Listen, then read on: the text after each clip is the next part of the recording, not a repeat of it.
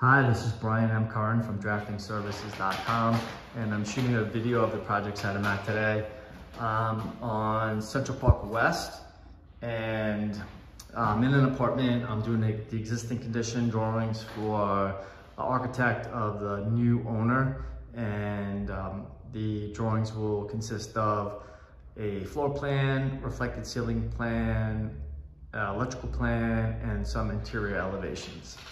This is the living room, front door, closet to my left, and then this is entrance foyer.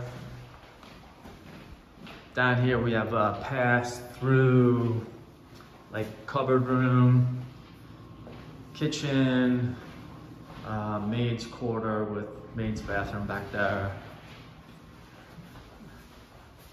dining room.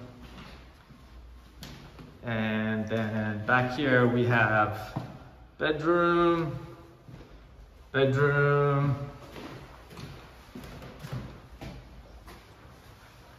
another bedroom, all with closets, and I'm coming back around the corner to the foyer.